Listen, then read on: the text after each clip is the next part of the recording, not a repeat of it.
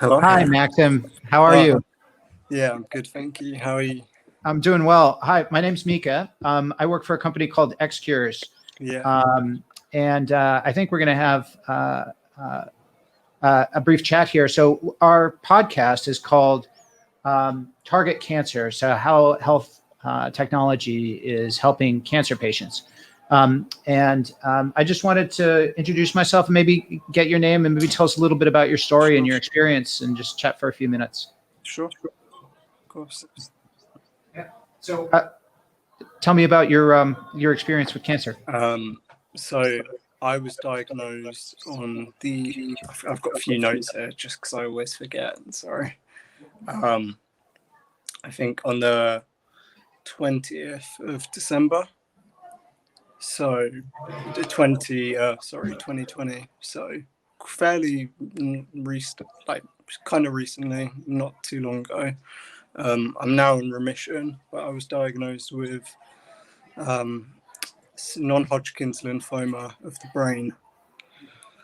So and I had to undergo 4 cycles of intense chemotherapy and then have radiation for 13 sessions.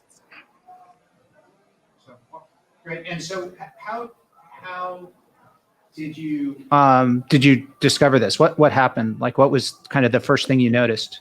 So I I had just joined a college course in my local town, and I was starting to get really bad brain fog. I was really confused a lot of the time, didn't know what lessons I was going to. I'd sit in a lesson and just have no clue what they were talking about. Um, I also started having severe headaches, and they were always right behind my eyes. So that's what led to me going to the doctors, because they started bad, but they got to the point where they were so severe I couldn't walk, I struggled to keep my eyes open, I'd be sick while I had them.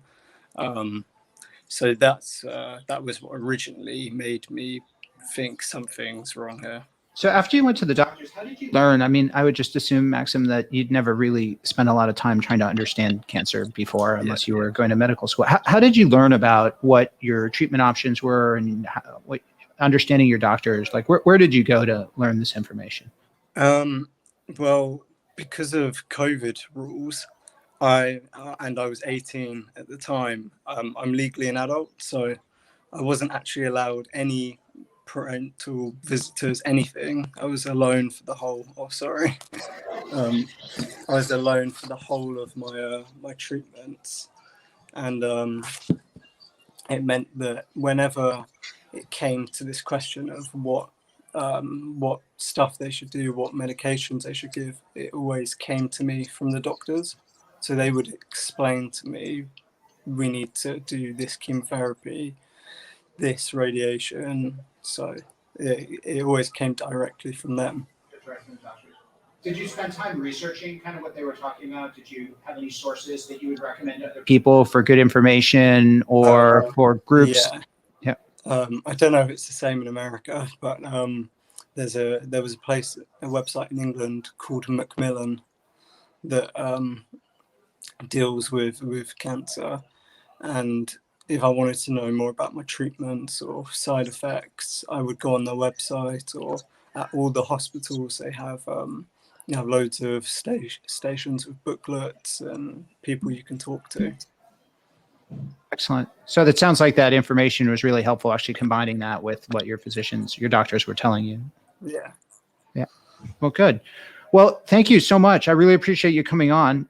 Really appreciate it. Sure. Sounds like you're on living with your disease now, and it seems like it's going forward. Are you doing well?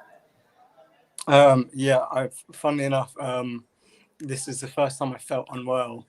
It's been this week, just from late side effects from radiotherapy, but I'm doing really well now. Thank you. Wonderful, Maxim. Thank you so much for coming on Target Cancer. I Sure. really appreciate it. Thank you. Thank you. If you or someone you know has advanced cancer and needs to make a treatment options decision, please click on the link in the bio and sign up for the XCure's free information and options service.